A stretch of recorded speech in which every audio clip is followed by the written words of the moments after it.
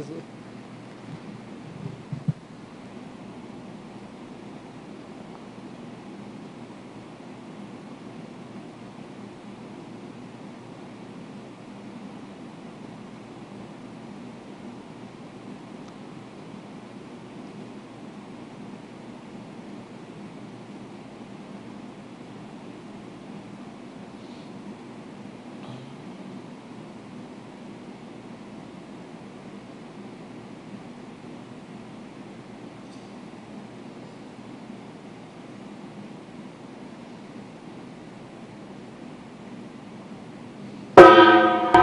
Tertúlia.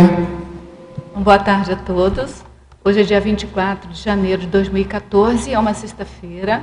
O verbete de número 2912, ele tem 11 páginas, 58 logias e 21 máximos. O título é Língua Artificial, especialidade Linguisticologia. Quem redigiu o verbete é o veteraníssimo Otto Mendonça. O Otto Mendonça, ele é tradutor e intérprete, graduado em psicologia e mestre em economia política do turismo internacional, é brasileiro, natural do Rio de Janeiro, capital, voluntário da Conscienciologia desde 2002.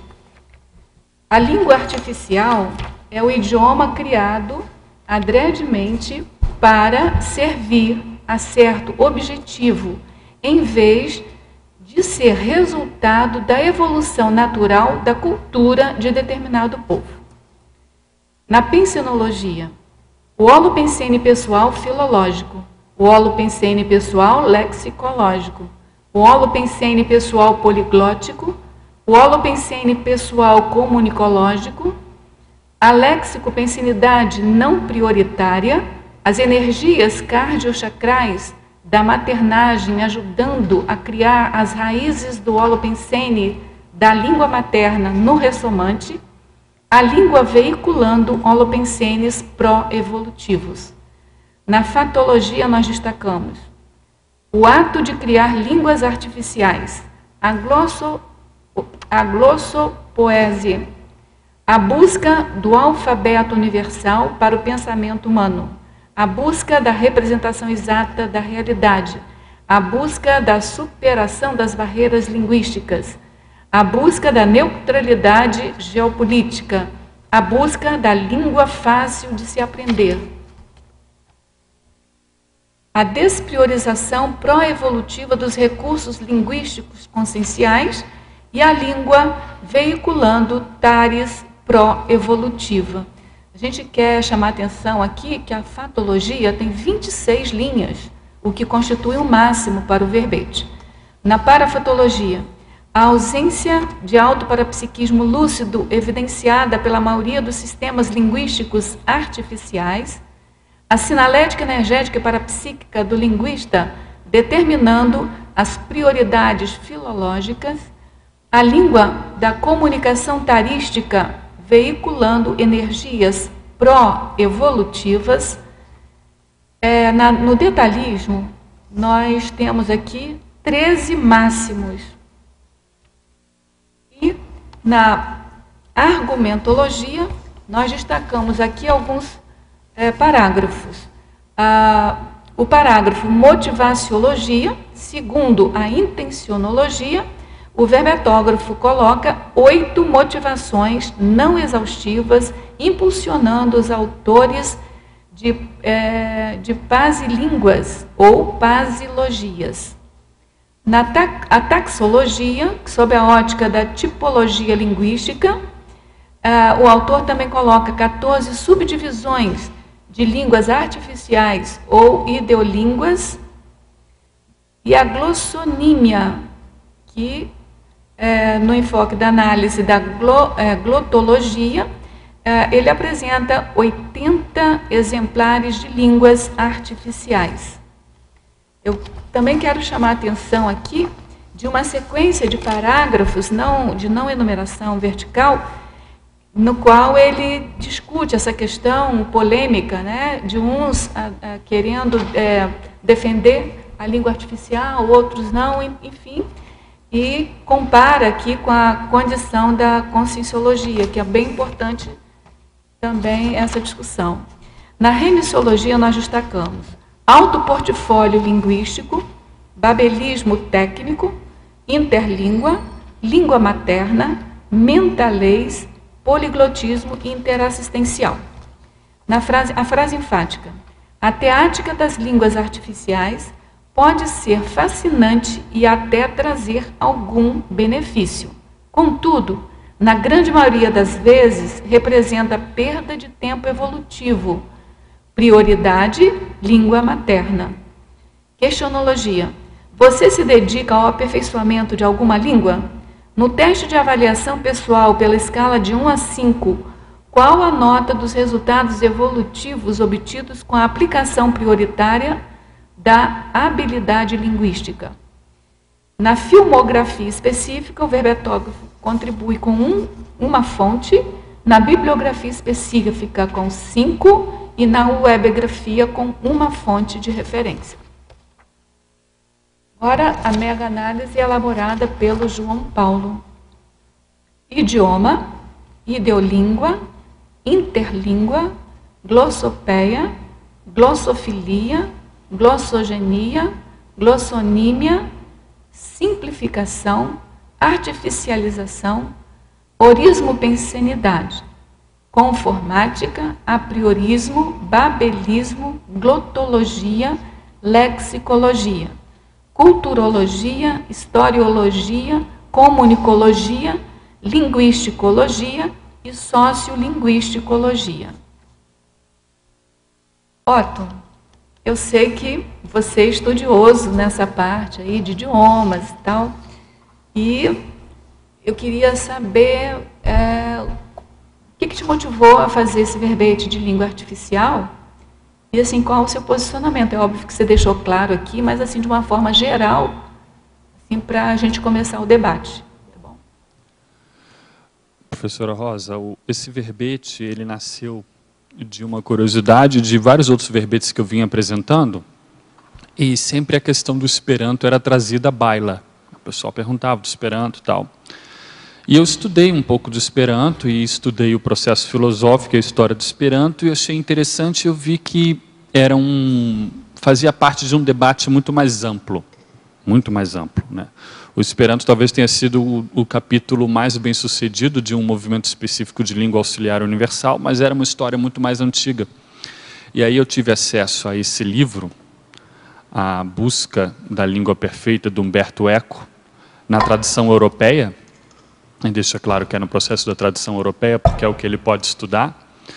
E eu vi que realmente é uma história fascinante, por isso que eu coloco na frase enfática. E então eu propus o verbete e foi aceito e eu comecei a estudar. Quando eu vi a complexidade do assunto, esse verbete foi o mais difícil de eu fazer. Esse verbete realmente me tomou muito tempo, muita pesquisa. Porque imagina, cada língua dessas, enumerei aqui 80, é como se você pegasse todo o ramo itálico e germânico para estudar. Eu não tenho condições, por exemplo, de explicar cada uma dessas línguas. É como se você tivesse que entrar e explicar os detalhes de 80 línguas. Então, realmente, é uma tarefa que requereria algumas décadas. Mas aqui a ideia, então, foi, como você bem colocou, fazer parte desse debate. Talvez a minha opinião não seja, né, unânime, mas tenta buscar e refletir um pouco do que a gente pode ter de consenso mínimo, né, em relação ao que a gente pode contribuir a partir do paradigma consciencial.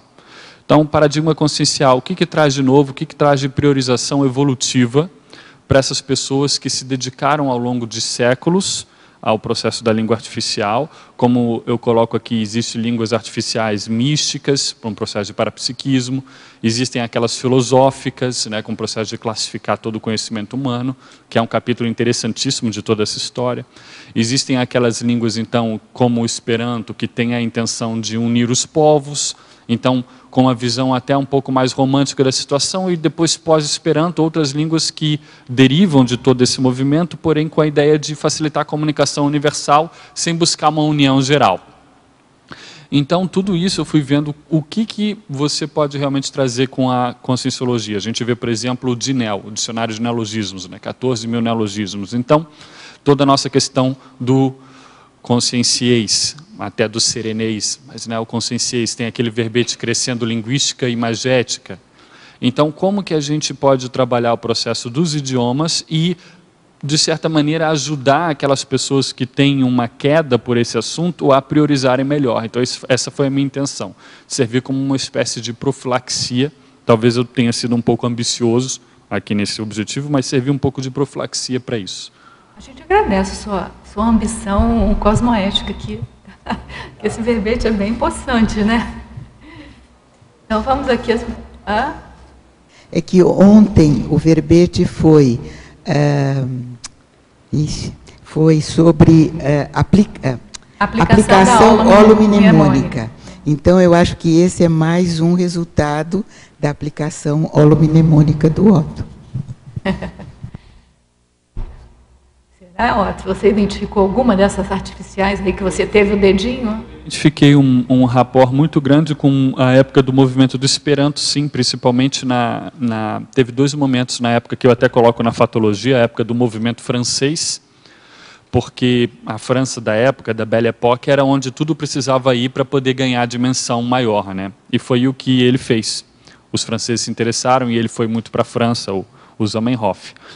Então, tem uma afinidade com esse movimento, foi muito interessante a proposta do movimento, tudo que envolvia, enfim. E também depois num outro movimento um pouco mais tarde, que foi o movimento da criação da IALA, que é a International Association, a International Auxiliary Language Association, que é a Associação Internacional para a Língua Auxiliar, que teve o concurso de vários eruditos da área da linguística, como, por exemplo, o Otto, esse é um xará meu, mas ele é dinamarquês, o Otto Jespersen, teve o próprio Sapir, que é o Edward Sapir, que é uma das personalidades que contribuiu para a hipótese da relatividade linguística, a hipótese Sapir-Whorf, e vários outros linguistas de peso que contribuíram para a criação da interlíngua, que está consignada lá nessa minha lista. Então, tem um rapport. E tem um rapport também com o processo das línguas filosóficas, mas aí estamos falando do século XVI, XVII. A gente tem vários ali intelectuais de peso, matemáticos, né? Tem vários filósofos que se dedicaram a esse processo. Então, ali também é interessante. Tudo bem. É possível até que a gente tenha se encontrado em outras vidas. Não, a gente se encontrou, mas assim, para esse fim a gente não sabe, né? Porque todos aqui, nós nos encontramos em alguma outra vida, óbvio.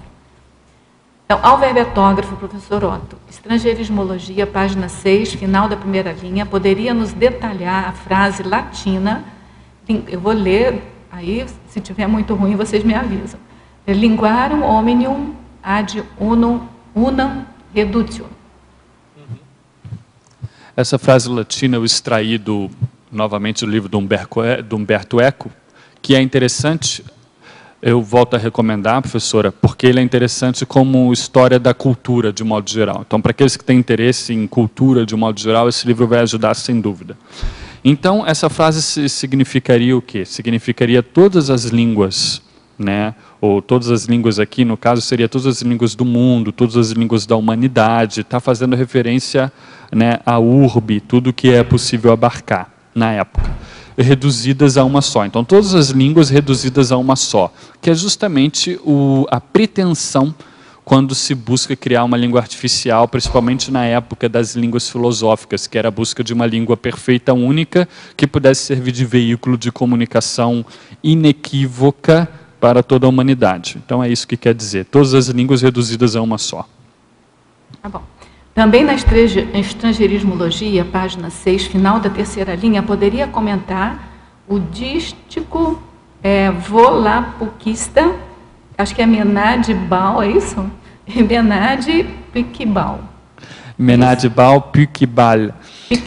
Esse bal aqui, ele se repete, significa única. Menade é a humanidade. Então, você vê ali alguma semelhança com men, ali, ó, menade, humanidade.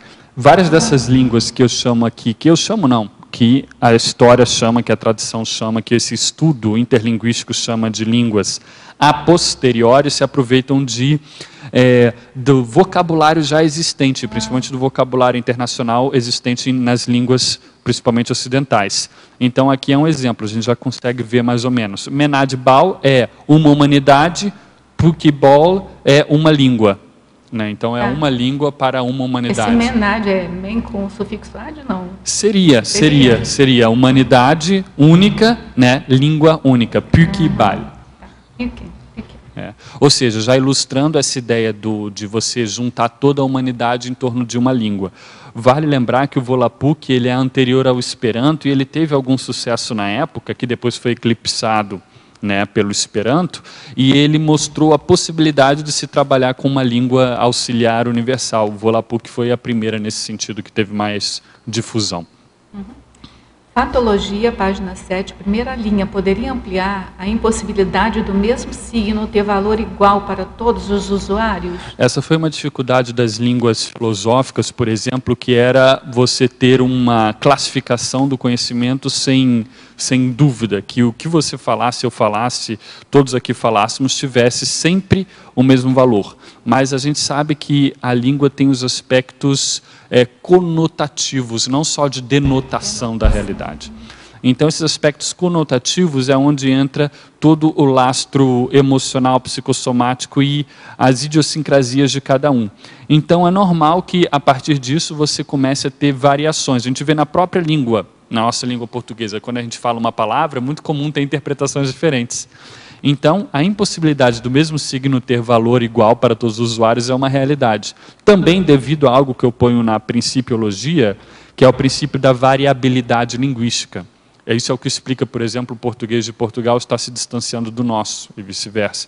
Explica as diferenças entre o francês do Quebec e o francês da França. Então, se todos tivéssemos uma só língua, em alguns anos essa língua falada na Austrália seria diferente da língua falada aqui, por causa dessa variação. Então, isso tudo tem a ver com essa impossibilidade do mesmo signo, né, ter o mesmo valor para todo mundo, que seria pré-requisito para se alcançar uma língua filosófica perfeita. Agora, a gente pensa que quando chegar numa Comunex mais avançada, lá não tem essa preocupação do signo, né, de traduzir. Por isso é que lá fica tudo muito transparente, né?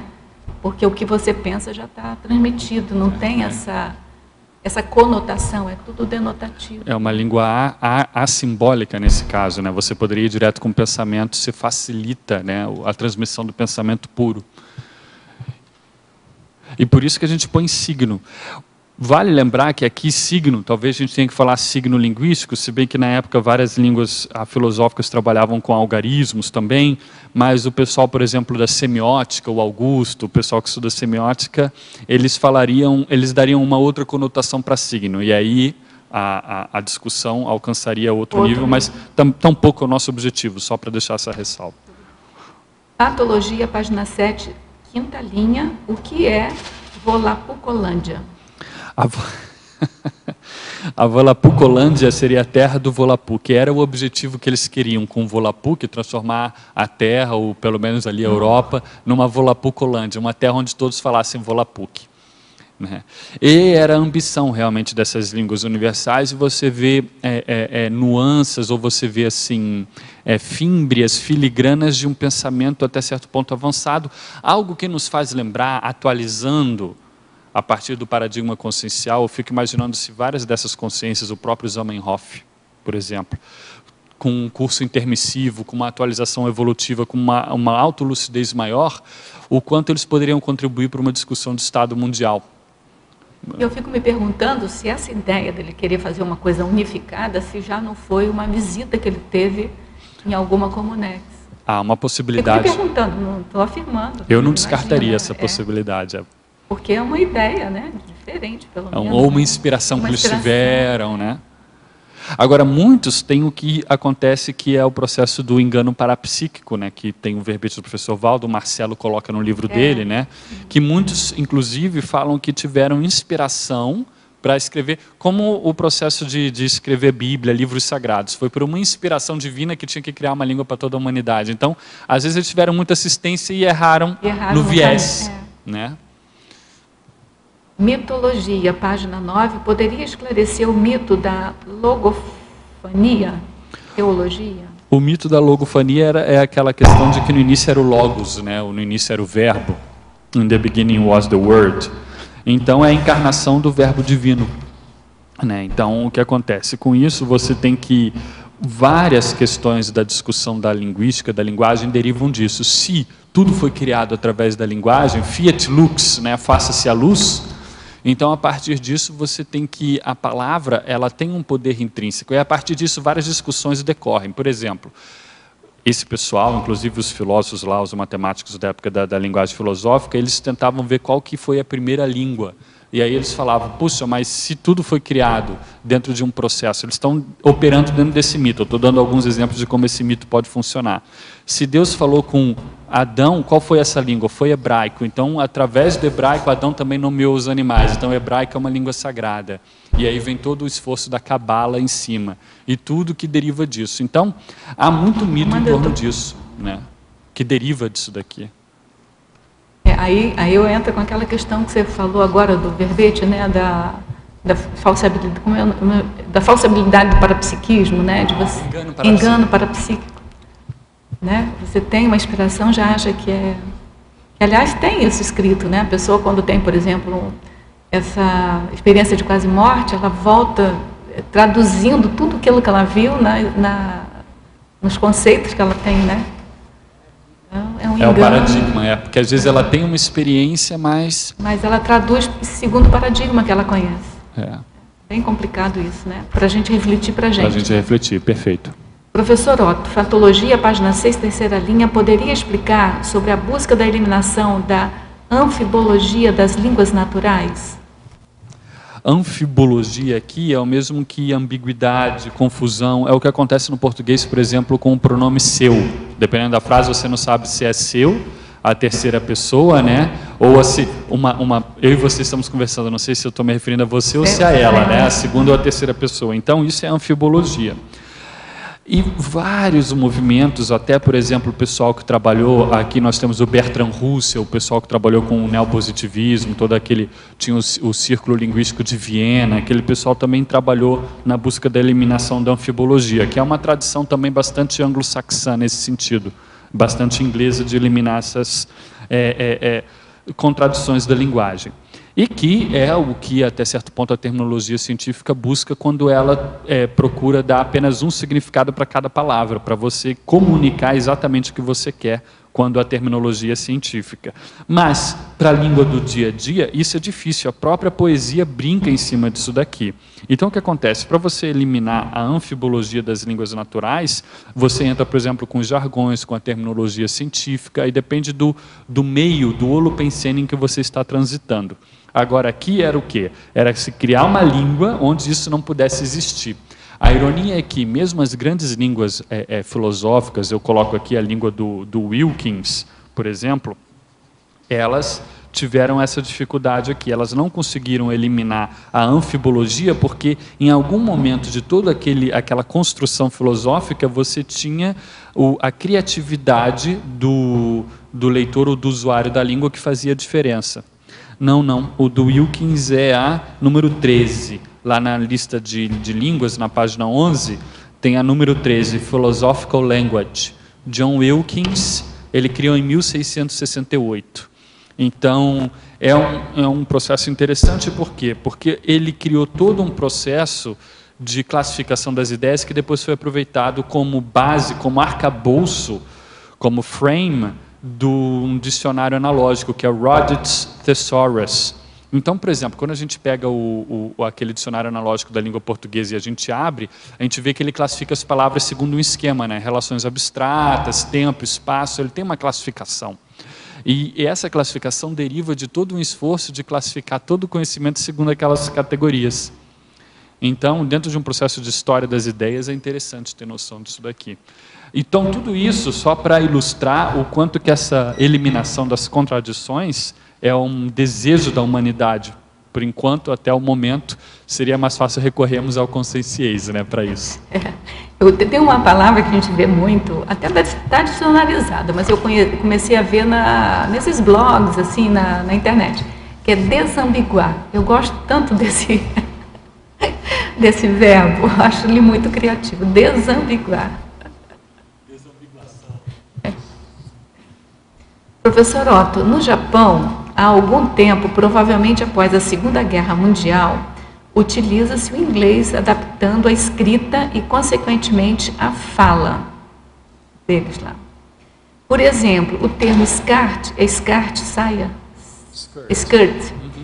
O termo skirt é escrito sukato e se pronuncia dessa forma, sukato. Então a gente já aprendeu a falar saia em japonês.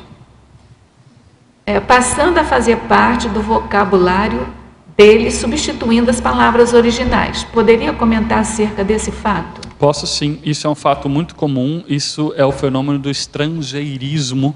Nesse caso, o estrangeirismo é a adoção ou uso de palavras de línguas estrangeiras na sua própria língua. Nesse caso, é o fenômeno do anglicismo, ou americanismo, ou inglesismo. Essas três palavras querem dizer a mesma coisa, ou seja, palavras do idioma inglês que são usadas em outras línguas. Isso ocorre quando um idioma tem uma certa influência, seja cultural, na época da França, né? Aí eram os galicismos, muito comum no Brasil no início do século passado, ou hoje os americanismos, os anglicismos. No Japão isso é muito comum, a palavra hotel, por exemplo, é otero, porque o que acontece? Driver, que é motorista, é doraiba. Eles têm que usar sempre as vogais de apoio, porque esses encontros de consoantes, tipo DR, driver, isso é ruim, então fala doraiba. Então, eles adaptam, é uma característica comum do anglicismo, você adaptá-lo ao sistema fonológico, sistema de pronúncia da língua de acolhimento. O meu próximo verbete que está em revisão lá é anglicismo. Aí vamos poder discutir justamente essas questões aí. Professor Otto, é falado no verbete de glótica? É falado do verbete de glótica, glossopeia, glossopoese, glotologia, glossografia, glossopoeta, glossogênica, etc. Pergunta, essas expressões correspondem ao sentido da língua ou tem outro significado no verbete? Não, é a língua mesmo. Glossopoese, por exemplo, tem esse livro aqui, é um dos poucos em língua portuguesa sobre o assunto, é um pesquisador do Piauí.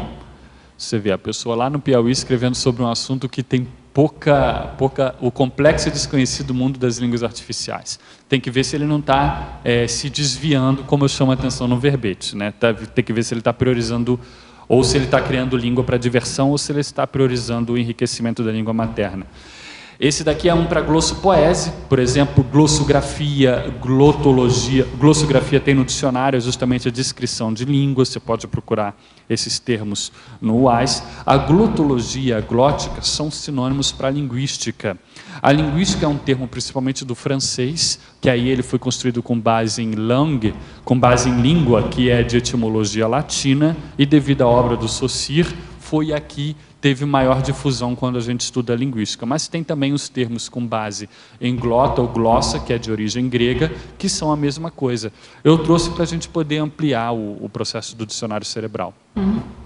É possível reduzir as línguas a uma só, uma linguagem universal, como escrito na estrangeirismologia pela frase linguarum omnium ad unam redutio? Final da primeira linha, ou sempre existirá a confusio linguarum primeira linha? Esse que está falando é o nosso amigo daqui da Eucard. O Eucard, Então, o que acontece, Eucard? Olha só, é uma boa pergunta e a gente teve até algumas discussões acaloradas, né, a respeito. Então, o que acontece? Até o momento, a gente vê que isso não funcionou, mas a gente não pode também dar palpite com tanta peremptoriedade a respeito do futuro. Então, o que acontece? Até o momento, a gente vê que a confusio linguarum ela tem predominado, porém, o que a gente vê é que esse viés de abordagem, ou seja, o mito da Torre de Babel enquanto uma danação ou uma maldição, é um processo muito bíblico. Tem gente que vê isso de um ponto de vista positivo, a riqueza de interpretação do mundo, considerando que cada língua pega um viés diferente da interpretação dos fatos. Então, tem muita gente que vê isso a partir de uma abordagem positiva. E o que a gente vê hoje? Hoje a gente vê que uma das saídas mais claras ao longo de... se você pegar aqui, por exemplo, na listagem, eu coloco a primeira língua ignota, que é ali do século XII. Então, nós temos aí 900 anos, digamos, 1000 anos de história, no mínimo, só no Ocidente, né? Isso não funcionou muito bem. Então, se você tem 900 anos de história acumuladas, eu preferiria partir para uma outra solução. Qual que seria a outra solução? É o que a gente está fazendo hoje, trabalhando com o idioma materno, enriquecendo com tudo que é possível de estrangeirismo, né, como a gente falou, e trabalhando com parapsiquismo para, num futuro oportuno, dentro dos processos de Estado Mundial, de Comunex evoluído, nós não sabemos, eu pelo menos não tenho ideia de como isso seria no futuro, nós podermos eliminar o processo de forma, de linguagem, de signo linguístico e nos atermos ao pensamento. Então, isso sim, né, de forma resumida, é o que eu vejo. Seria o ideal. Até lá, a gente vai trabalhando com todas as línguas, cultivando o poliglotismo e enriquecendo, dando prioridade para a língua materna. Mas assim, a gente, na discussão que a gente teve antes, no mundo, no status quo que a gente tem agora, né, na situação que a gente vive agora, o ideal é o poliglotismo, né? Porque sem você atingir o poliglotismo, jamais você vai atingir esse estado de uma pensenidade maior. Porque para você compreender o outro, você tem que saber expandir mais, né? Professor Otto, Fatologia, página 6, quarta linha, poderia ampliar a busca da organização sensata do mundo, das ideias e da respectiva expressão? Eu quis botar nessa busca, que tem uma série de 7, né, se eu não me engano, a busca, que são... Tem um máximo aí, só um máximo, né? Para o pessoal saber, né? Quando você tem certa forma, né? Para colocar o conteúdo, que ela se mantém 7 vezes, cria um máximo para o verbete. Foi de propósito. Essas buscas, que elas não deixam de ser assim, algumas das motivações que eu já coloquei lá na argumentologia. Então, as pessoas criavam línguas assim, impulsionadas por algumas questões, e uma delas era essa, a busca da organização sensata do mundo das ideias e da respectiva expressão. Eu fiz um verbete também há algum tempo, que era o verbete logomaquia. O quanto que, isso que a gente estava falando da anfibologia, das confusões em respeito a um vocábulo. Então, o quanto que uma palavra pode dar confusão quando a gente está discutindo, e isso é muito importante quando a gente está lidando com o processo de conhecimento, para a gente ter bases seguras e não bases falsas, né? Então, aqui, essa organização sensata do mundo das ideias era o que buscava aquele pessoal que eu chamo a atenção ali na página 10, que é o pessoal em taxologia, o pessoal da língua 8. 8, língua filosófica, a língua lógica, a língua taxonômica, o mito da língua perfeita. Esse pessoal queria criar, aqui esse pessoal das línguas filosóficas, eles queriam criar essas línguas organizando tudo que existia. Isso também, ali na página 11, são as línguas que vão mais ou menos ali da número 6 até a número 14, até o Leibniz, mais ou menos. Era tudo nesse esforço, né, de você dar uma organização sensata para ideias que pareciam dispersas. A pretensão era enciclopédica. Muitos desses tinham pretensões enciclopédicas, muitos até, não sei se trabalharam com enciclopédias. Então, esse é um aspecto interessante para se pensar, né? Hoje a gente abandonou isso e prefere trabalhar com as ideias em si a partir de uma terminologia científica, que é o que a gente está fazendo aqui. Você tem alguma leitura a respeito assim, do quanto essa tentativa de organização, de fato, teve uma repercussão nas línguas, até línguas maternas mesmo? Porque eu imagino que as línguas maternas vieram todas sem organização nenhuma. E aí a linguística, a gramática, isso veio depois. Então, o quanto teve de realmente produtividade na comunicação? Você tem alguma leitura a respeito disso? Não sei se existe essa história. Do que eu vi até agora, eu vou poder te responder do que eu vi até agora, porque isso daqui é como se eu estivesse pulando num abismo de mãos atadas, né? Tal a profundidade. É um negócio enorme, né? Mas aqui, por exemplo, o que eu vi, Rosa, até o momento é que, por exemplo, o esforço do Wilkins, como eu já mencionei lá na página 11, o número 13, o esforço do Wilkins foi o que possibilitou a criação do dicionário analógico. Então, teve um impacto dentro de um processo de dicionarística, de organização do pensamento. Na época, foi a Royal Society que encomendou para ele essa língua. Quando ele apresentou, eles descartaram na hora, nunca caminhou muito bem, nunca pegou essa questão. Era uma tradição anglo-saxã porque eles queriam criar uma língua diferente do latim, que o latim ainda perdurava um pouco, já saindo da Idade Média, Idade Moderna, Renascimento, o latim ainda perdurava como língua franca. Mas no continente, o pessoal da ilha, já os britânicos, como a língua deles não derivava diretamente do latim, eles tinham dificuldade com o latim. E o pessoal do continente fazia piada com isso. Eles queriam criar uma língua diferente. Então, isso explica um pouco a motivação deles de criar uma língua assim, filosófica. Agora, o que eu vejo é o seguinte, o pessoal que realmente, como você falou, as línguas elas vinham assim, mais ou menos, principalmente as línguas ocidentais, com muita influência do latim, do grego, elas vinham crescendo. O que eu vejo é que as pessoas que contribuíram para essas línguas, elas não estavam necessariamente envolvidas nesse projeto de língua artificial. Não estou falando da língua artificial, não. Estou falando das línguas naturais. Então, o pessoal que veio e trabalhou com as línguas naturais não estavam envolvidos aqui. Talvez não apareçam aqui. Posso dar alguns exemplos. Por exemplo, na Inglaterra você tem o Chaucer, o Geoffrey Chaucer, que foi o que fez as primeiras... Tem muito a ver com os tradutores. Ele fez as primeiras traduções dos gêneros literários italianos, teatros, comédias, sonetos, para o inglês. A necessidade, talvez, da regularização da língua seja na tradução, né? E aí, quando ele fazia a tradução, ele não tinha todos os vocabulários. Então, ele teve que criar palavras, mas no idioma materno. E ali foi pegando porque estava publicado.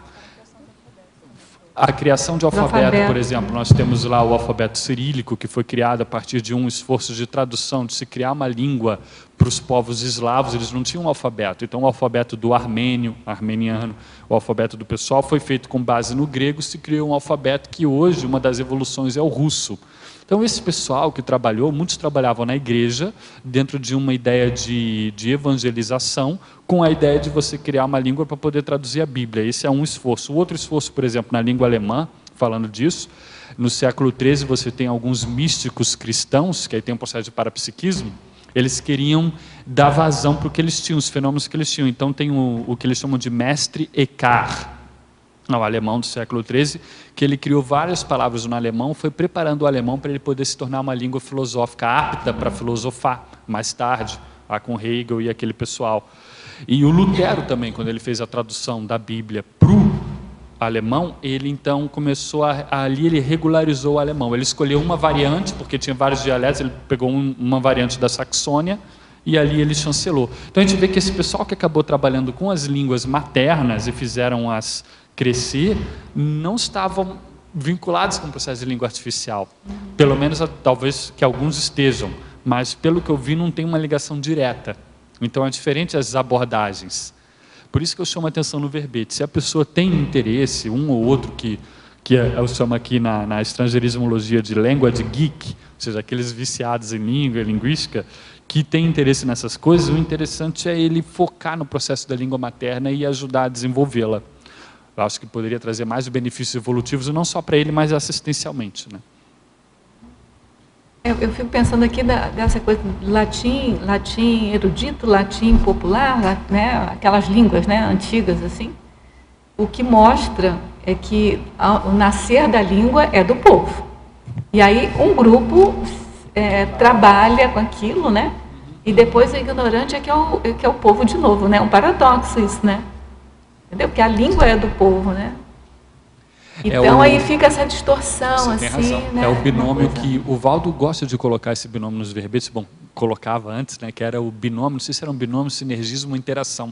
Acho que era até sinergismo, erudição, coloquialismo, mostrando justamente isso, que é esse movimento que você está falando. Então, o povo veio alterando o latim, de certo modo corrompeu o latim clássico.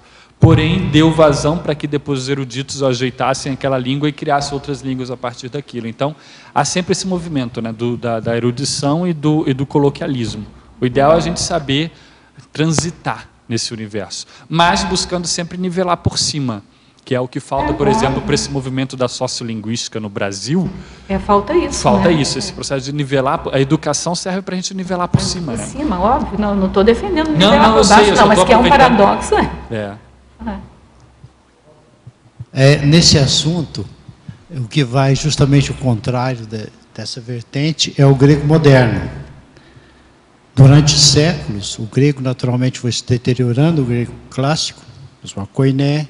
depois bizantino, e durante muitos séculos, muito tempo, o povo conviveu com o Catarévusa, que era o grego erudito, o grego dos livros, e agora em 1979, 75, 79, por aí, nos anos 70, por imposição, o grego demócrito, que é o grego falado, se tornou a língua oficial e o Catarévusa foi descartado, não, porque nas universidades, etc., se estuda, né? Mas não é mais uma língua que se escreve nela, normalmente. E aí, então, demonstra justamente o contrário. Se eu estou entendendo, nivelou por baixo. A língua de hoje é a deturpação da língua antiga, é o contrário. Então, nivelou por baixo, pelo que eu entendi. Por baixo. Totalmente. É o movimento do Brasil agora, né? É um perigo, né? Tem que ficar de olho. Institucionalizar, né? Só falta isso, está quase. Patologia, página 7, segunda linha. Poderia comentar a dificuldade de incorporação de novos conhecimentos nos sistemas a priorísticos?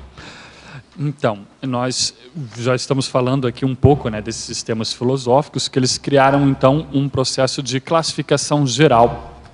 Então, por exemplo, vamos supor que, como é que essas línguas filosóficas eram muito difíceis também de serem faladas, porque eles classificavam, vamos supor que eles conheciam na época apenas 10 elementos químicos. Então eles classificavam assim: AA era o cobre, AB ouro, AC prata, e aí eles classificavam tudo aquilo ali, e aí fechavam até, por exemplo, AF, todos os elementos químicos. E aí, quando entrava um elemento de uma outra ordem, ele teria que alterar toda aquela língua dele para poder acomodar aquele novo. Então, ele teria que alterar toda a estrutura do conhecimento. Imagina, essas línguas filosóficas foram feitas no século XVI, XVII. Olha o tanto que a gente evoluiu de lá para cá. Até do ponto de vista de técnica mesmo, a Revolução Industrial e tal. Então, eles teriam que destruir todo aquele edifício filosófico, levantar um novo para poder acomodar os novos conhecimentos. E há uma dificuldade de incorporação justamente porque eles são a priori. Então, essa é uma dificuldade. Basta a gente fazer uma analogia com as pessoas a prioristas. Elas não têm dificuldade de receber conhecimentos novos, é a mesma coisa, né? O processo do apriorismo cria muitas dificuldades. Cria dificuldade, né? A professora Rosa ou o professor Otto. Eu vou falar alguma coisa, depois você fala. Um teleguiado autocrítico pré-evoluciólogo tem projeção astral desenvolta? Aí eu vou começar lendo a definição do que é um teleguiado autocrítico. Então, assim, ó, o teleguiado autocrítico é a consciência autocrítica com orientação própria e sem perda de identidade, ao mesmo tempo guiada à distância ou de outra dimensão evoluída por amparador e evoluciólogo extrafísicos, cosmoéticos, de maneira paratécnica ou parapsíquica, dentro da concepção da tarefa do esclarecimento policármico, na condição de mini peça de mecanismo mega-assistencial, interconsciencial e multidimensional. Naquela escala evolutiva da consciência, eu não sei se a pessoa tem acesso, né? Eu não sei se você tem acesso, mas se você entrar nos livros pela internet, você consegue. Nós temos lá a semiconsciex antes do teleguiado autocrítico. Depois do teleguiado autocrítico, vem o evoluciólogo. Depois o serenão, depois a CL.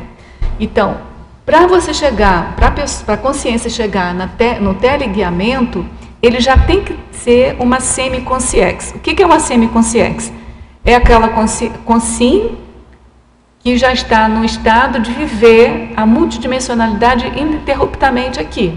Então, ela vive como se estivesse no movimento de completa integração com o extrafísico.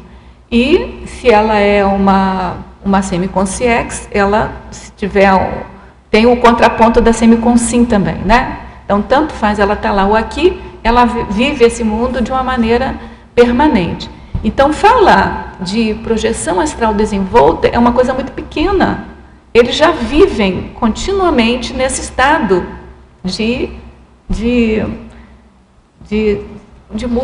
multidimensional, de cosmoconsciência multidimensional. E o teleguiado, além de ser semiconsciex, ele é uma consciência, né, que é uma consim, no caso, né, a definição é para consim, que ela vive de modo autocrítico, mas ela vive, vamos dizer assim, guiada por consciências mais evoluídas que ela, portanto, de evoluciólogos CL ou Serenão, né, para fazer a tarefa da assistência, da reurbanização que a gente precisa. Então, assim, voltando só para sintetizar, a projeção astral desenvolta é muito, muito primária para a gente ainda, é no nosso nível ainda, né? Para eles já ultrapassaram isso de muito a muito. Eu não sei agora que se você tem... Não, perfeito. Você falou lá, o projetor consciente ele está em número 6 na escala, ele é 30%. E o teleguiado, a semiconsciex é 60%, o teleguiado autocrítico é 65%. Ah, ele colocou lá em cima. Existe um aforismo da antiguidade que é quem pode mais... Pode menos. Então... Não, pois é. Sintetiza, né? Não, nós usamos esse princípio aqui também. Quem pode mais, pode menos. Então, ele... Resumo, projeção astral para ele é o estado comum que ele vive, né? Mas é interessante pensar que quando a gente fala de projeção astral, a gente se imagina meio que parado, inutilizado para a vida intrafísica e vivenciando o extrafísico. E o teleguiado não é isso, semiconsciex não é isso. Ele está lá e aqui ao mesmo tempo. É uma condição assim que é difícil de a gente entender, né?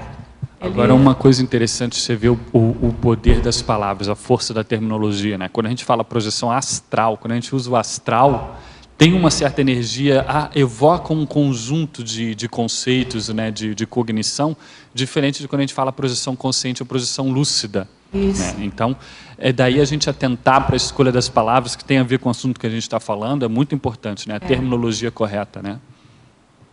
Mas mesmo na projeção lúcida, você sempre, no nosso nível aqui, a gente tem que estar no estado de profundo relaxamento físico para sair projetado lucidamente, né, para o extrafísico. A semiconsciex e o teleguiado, ele não precisa de fazer isso, ao mesmo tempo, ele está aqui, ele está vivenciando o intrafísico e o extrafísico ao mesmo tempo. Então, é uma coisa que a gente tem que treinar, tem que fazer bastante técnica, tem que ter bastante esforço.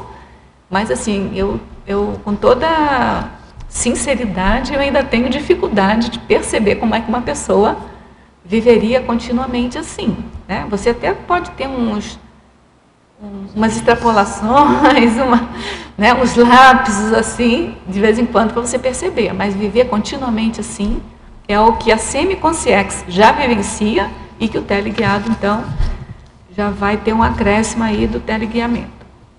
Professor Otto, Fatologia, página 7, 8ª linha, quais foram as conclusões erradas de Ludovic Zamenhof? Esse daqui é um tema muito sério, tá? Esse daqui que a pessoa está trazendo. O Zamenhof, em primeiro lugar, ele era um grande pensador, vale lembrar a gente destacar isso. O Zamenhof é muito mais do que apenas o Esperanto. Eu gostaria de trazer um aspecto dele. Eu cito esse livro aqui lá na Webgrafia, está disponível lá na internet.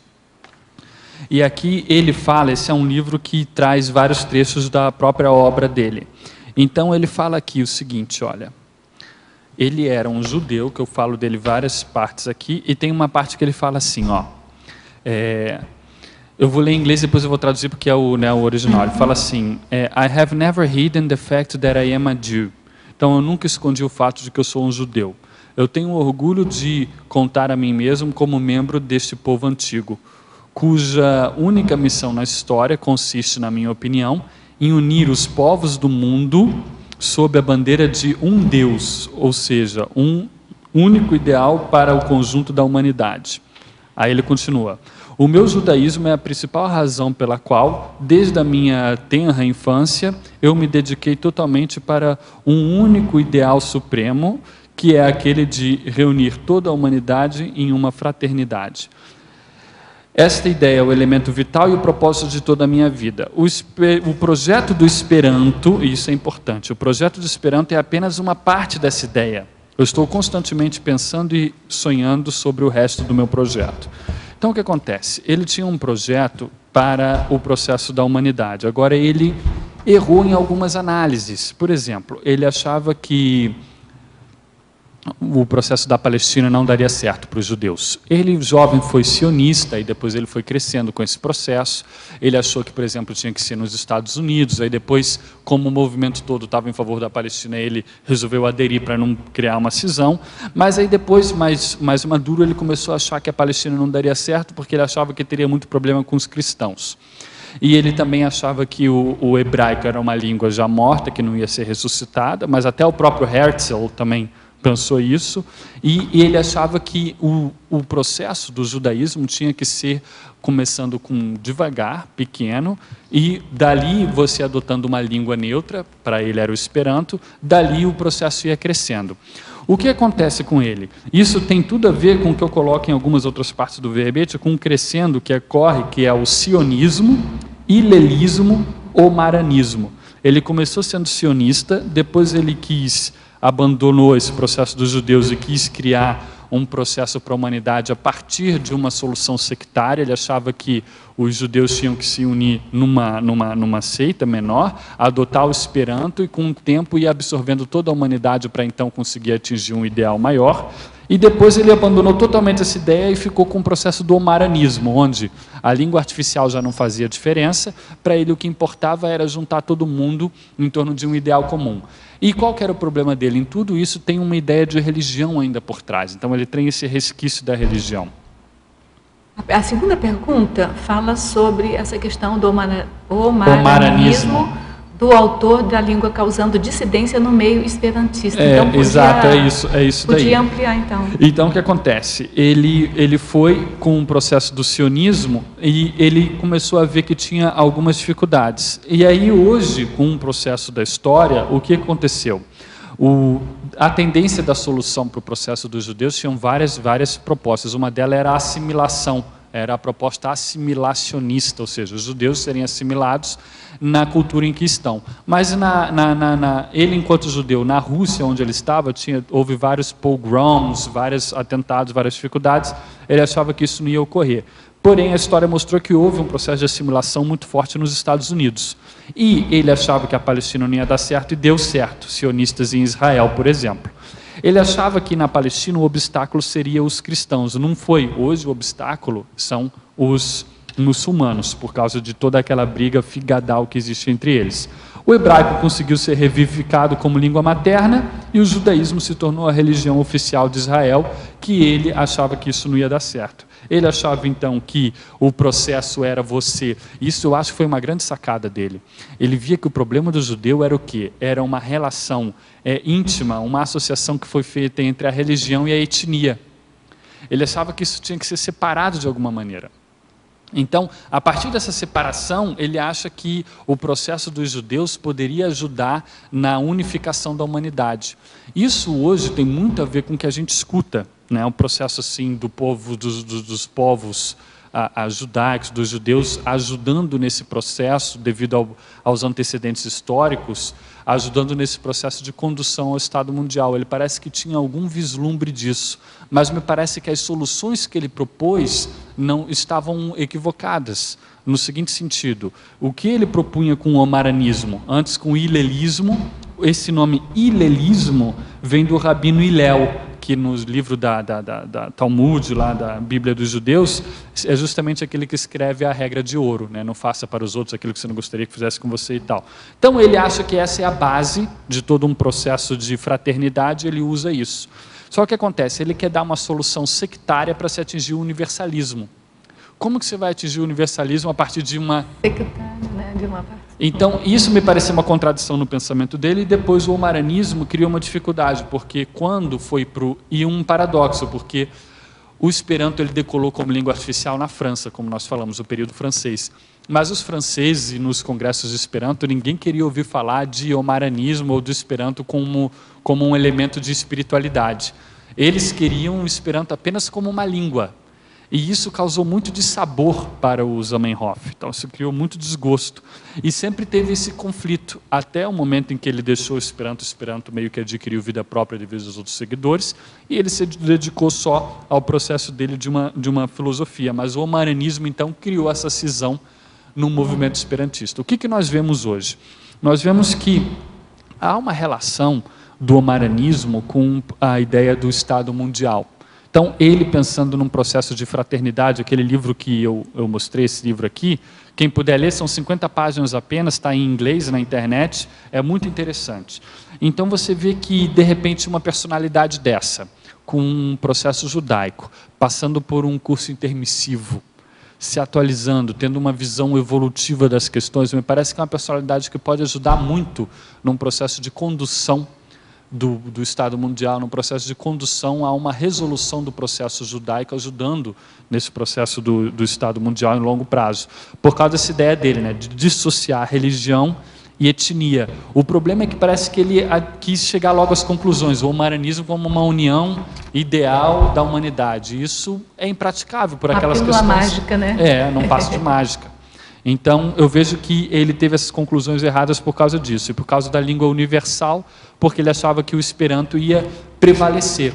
O que a gente vê é que a ideia dele de língua universal tem muito a ver com a ideia de língua franca, que é a ideia que hoje está prevalecendo, mas está prevalecendo por questões pragmáticas, não é por nenhuma filosofia.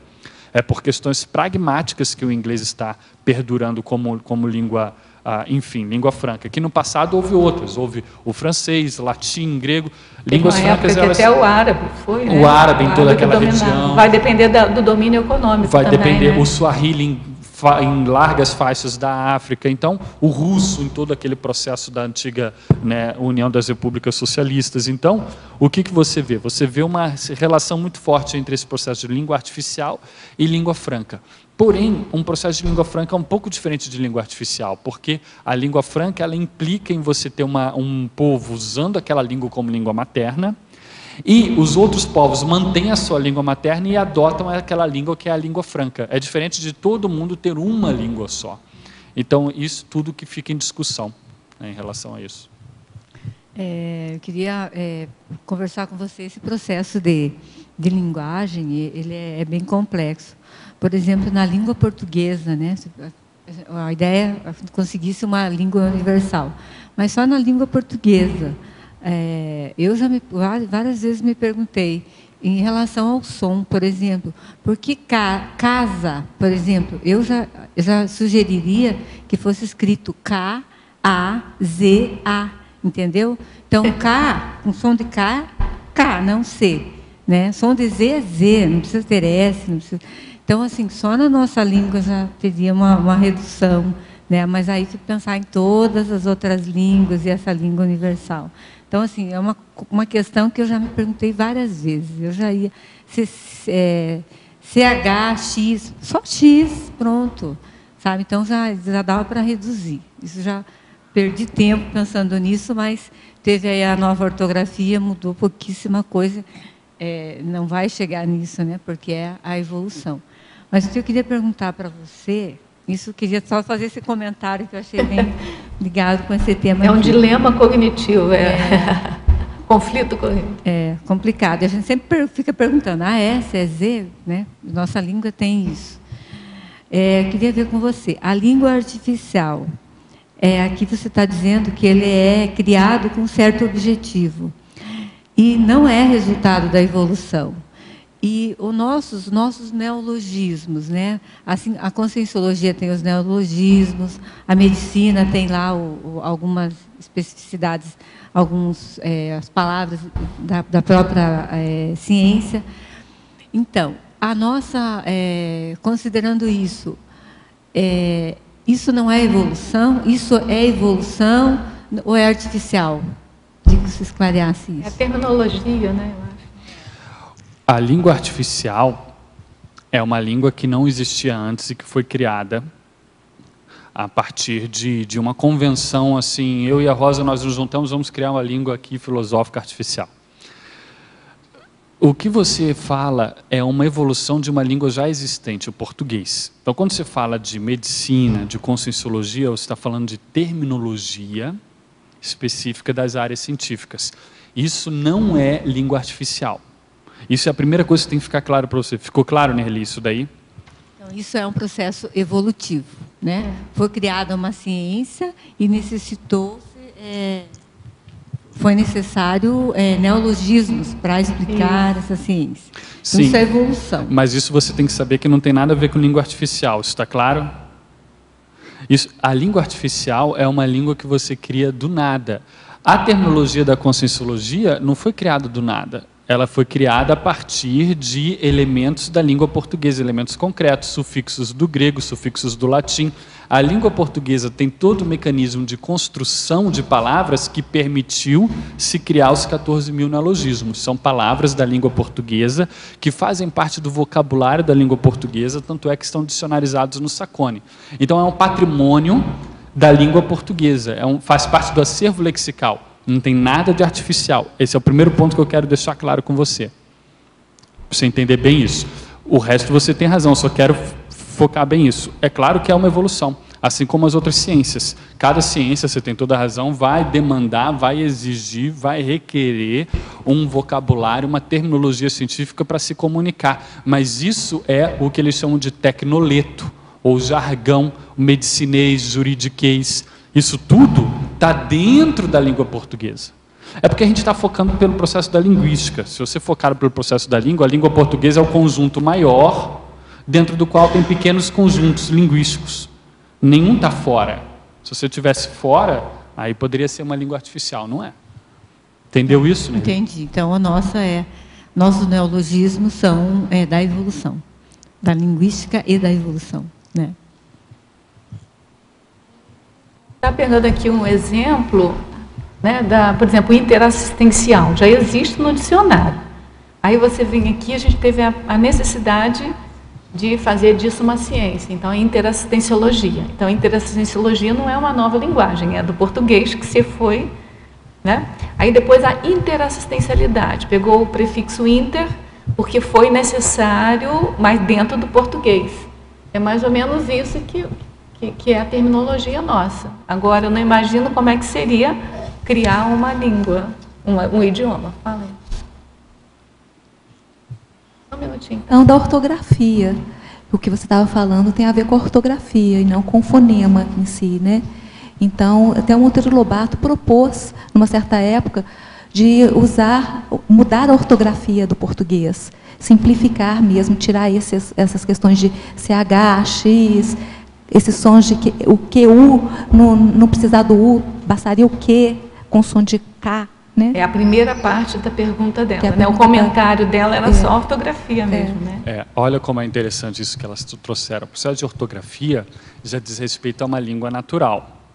Então, essas preocupações de ortografia são as preocupações que animaram aqueles eruditos que fizeram as línguas lá no início. Essas preocupações eram muito mais graves quando você estava definindo o português, separando ele do latim, por exemplo. Aí você tinha que tomar decisões muito sérias a respeito da ortografia, como que vai ser, como não vai ser. Aí no início a ortografia portuguesa vinha de um jeito, aí depois teve uma época que ela era uma ortografia etimológica, deixava muito clara a filiação etimológica. Hoje o pessoal já não está mais se preocupando com isso. Hoje a reforma ortográfica é com base, até certo ponto, arbitrária. Então é toda uma questão interessante, que eu não vou nem entrar aqui porque a gente vai sair do foco, mas diz respeito às línguas naturais e, né, faz referência àquilo que nós falávamos.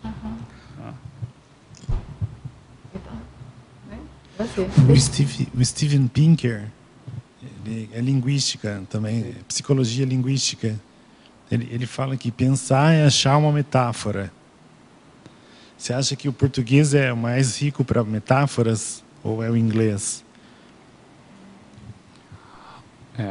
O Steven Pinker, ele trabalha com o processo do evolucionismo, né, e trabalha com o processo da psicologia linguística. O interesse dele na linguística é que ela é uma janela para se entender a cognição humana. É interessante você trazer o Pinker, ele era um grande pesquisador dessa área, ele vem muito na tradição do Chomsky, né, do que o Chomsky trouxe, e ele traz a questão de pensar, essa questão de criar metáforas. Veja, ele tem como língua materna o inglês. Se eu tivesse essa discussão com ele e falasse que o português é melhor para fazer isso, ele com certeza me refutaria, ele tentaria me refutar, dizendo que toda língua tem a sua possibilidade de criar metáfora. E eu tendo a concordar nesse sentido. A metáfora é um processo que diz respeito àquilo que a gente falava da anfibologia, ou seja, na medida em que toda língua permite que você tenha significados diferentes para o mesmo signo, isso você pode fazer até em línguas artificiais. Existem poemas criados em Esperanto, originalmente em Esperanto. A metáfora é mais uma criatividade da pessoa. Metáfora é um processo de criatividade. Ponto, né? Associação de ideias. Exato. E isso independe até certo ponto do signo linguístico que você tem. Claro que aí, isso para o que diz respeito à metáfora. Agora, essa sua pergunta poderia nos levar a outras perguntas do tipo, talvez o alemão seja melhor para criar palavras do que o inglês, ou vice-versa. Aí a gente entraria também numa outra linha que diz respeito às diferenças entre os idiomas e o que um pode ter de mais vantajoso do que outro em determinado aspecto. Então, por exemplo, o alemão com uma gramática mais firme, mais clara, talvez seja melhor do que o inglês. O inglês, por exemplo, te traz muitos problemas em traduções, por exemplo, para você indicar o gênero. Uma coisa tão óbvia, o gênero. Mas justamente porque ele não tem gênero. Quer dizer, ele tem gênero das coisas, mas você não deixa muito claro o gênero, porque os artigos, eles não têm gênero, os artigos não indicam o gênero da coisa. Então, às vezes, quando você está falando, você não consegue ver o gênero, principalmente se é singular ou plural, isso traz muita dificuldade. Por outro lado, esse processo do inglês ter essas palavras assim, sem gênero, você tem um substantivo ali, ele pode facilmente ser transformado em verbo. Por isso que o inglês transforma facilmente substantivos em verbos. Então, essa é uma contraparte positiva, não diria positiva, mas é o que o sistema deles lhes permite fazer com a língua. Então, cada língua vai ter o seu sistema, e aquela para você criar a metáfora melhor vai ser aquela que você domina mais, que vem a ser, na grande parte das vezes, a sua língua materna. Agora, de qualquer modo, independente de metáfora ou não, o professor Valdo sempre fala, né, que o português é uma língua mais favorável aqui para desenvolver a conscienciologia, porque permite com muito mais facilidade, talvez, o português fazer é os muito neologismos. Bom. Por quê? Tal, né? Por causa dessa herança greco-latina, que mesmo o alemão, por exemplo, o alemão tem muitos recursos na sua própria língua para criar palavras novas. Ele não precisa recorrer, por exemplo, à logia para criar ciências. Ele cria com um sufixo Wissenschaft, né? Wissen, saber, Schaft, ali, essa sabedoria que é a logia deles. Ok, eles têm um sistema, só que eles também têm todo um processo de empréstimo devido ao processo histórico do grego e do latim. O português pode beber direto dessa fonte e utilizar isso para criar palavras com muita liberdade. Tem mais liberdade. Muito mais liberdade. Esse processo de repousar muito em vogais, você pode ver que a maioria das palavras termina em vogais. Então isso dá uma sonoridade e uma maleabilidade muito boa para a língua. Então, o português é uma língua muito boa de se trabalhar. É amigável, né? Como a gente diz lá. É user-friendly, é.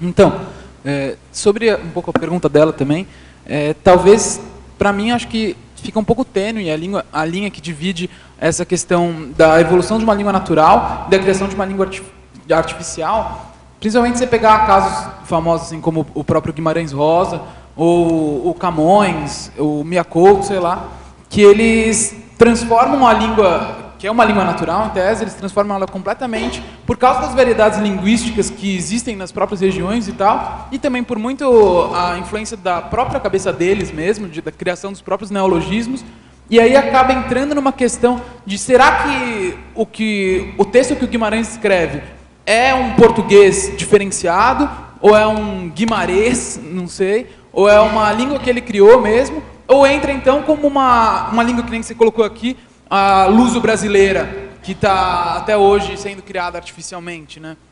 Então fica do Guimarães Rosa eu diria que é um idioleto. O que seria interessante para a gente entender seria duas noções aí.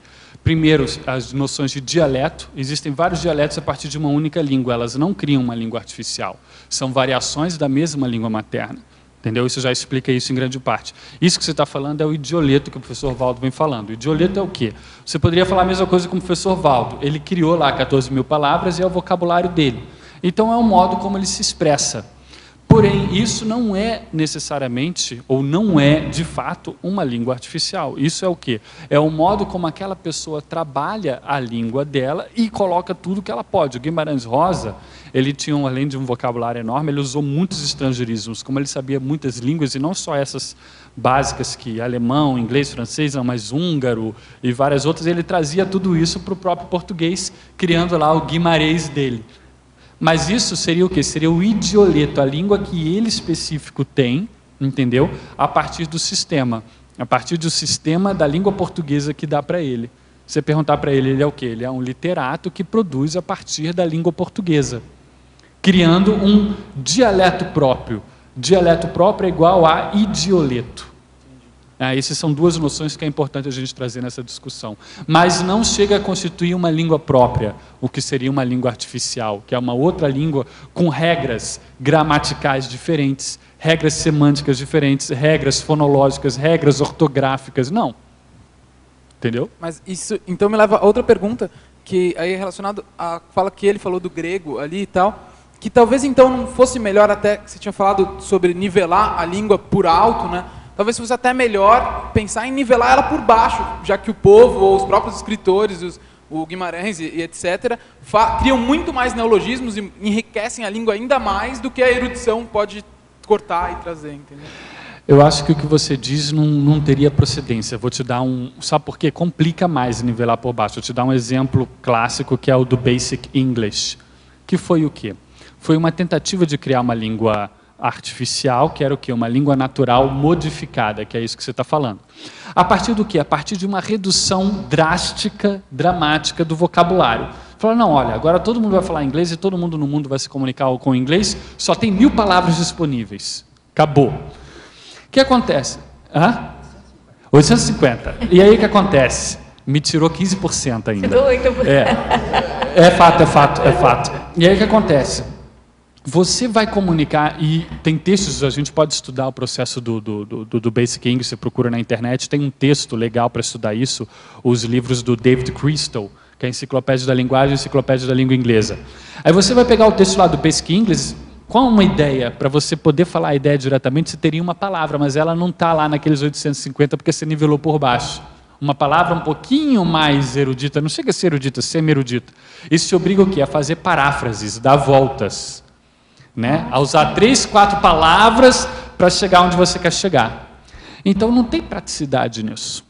Né? A língua é um processo democrático, a gente tem que lembrar isso. É esse processo democrático que faz com que o povo trabalhe a língua e os eruditos também, que a professora Rosa tinha colocado. É esse processo democrático que permite que o Guimarães Rosa crie o Guimarães dele, que permite se criar os 14.000 neologismos da Conscienciologia. É um processo democrático. E aí a gente trabalha dentro do que a gente pode. Agora, claro, tem ideologias para trabalhar com a língua. E o que a gente fala de nivelar por cima é o fato de você perceber que a ascensão naquela escala evolutiva tem a ver com uma ascensão mental somática, com uma ascensão de conhecimento, de cognição. Então, isso está vinculado a um processo de você dominar mais tanto a si mesmo, um processo de autoconhecimento, quanto as realidades que existem. E isso está vinculado com o seu, de modo prático, com o número de vocabulário que você tem, com o domínio que você tem de quantas línguas você puder. Então, é nesse sentido que a gente fala de nivelar por cima. Licença.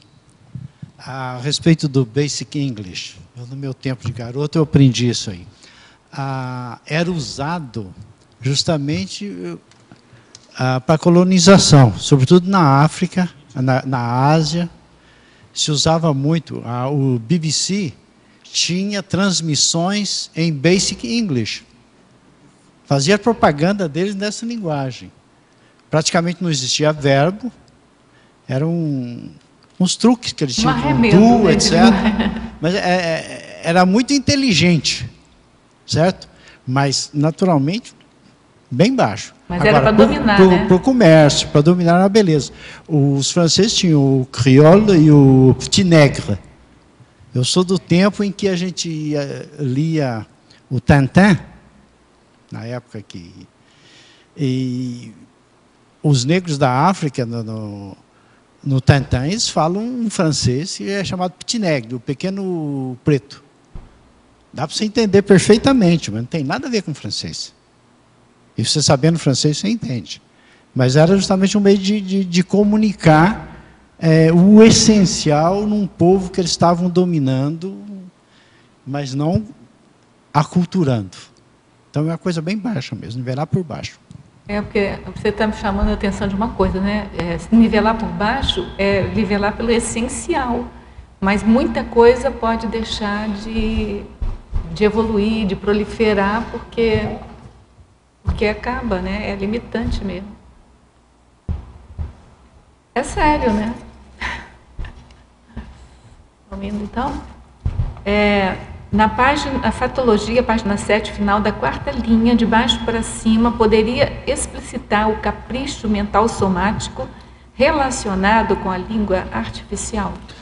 Eu me questiono até que ponto Tolkien, tem algumas línguas dele aqui, o Tolkien, que criou vários processos de... O Senhor dos Anéis. É que eu não sou muito entendido desse processo, a Alba sabe um pouco mais do Senhor dos Anéis. Então ele criou várias línguas ali. O Tolkien é um caso interessante porque ele era acadêmico e ele era um filólogo violento, tinha muito conhecimento. E ele criou todas as línguas dele baseado em processos que existiam de sagas nórdicas e lendas e documentos factuais. E com isso recriou todo um sistema, né? Todo um processo, digamos, imaginário. Então, o que acontece? Você se questiona até que ponto, por exemplo, ali não havia um processo de capricho mental somático, ou um desvio mesmo, enfim, sendo que ele poderia, de repente, ter aproveitado isso de outros modos, de outras maneiras, a não ser que nós realmente achamos que o que ele fez foi bacana e que ele devia ter feito mesmo, devia ter feito uma obra de literatura. A gente chegar a essa conclusão, o evoluciólogo dele chegar a essa conclusão, está ok. Porém, ele me faz lembrar o capricho mental somático. Ele é um caso ícone. Porém, existem outros casos de pessoas, se você vasculhar a internet, os fóruns, eu coloco aqui os fóruns de criadores de línguas, tem muito processo de vaidade em criação de língua, tem muito processo de capricho mental somático mesmo, passatempo, hobby. Então você vê, às vezes, que a pessoa poderia ter uma aplicação melhor daquela habilidade, que é o que eu trago na questionologia, por isso que eu quis colocar aqui.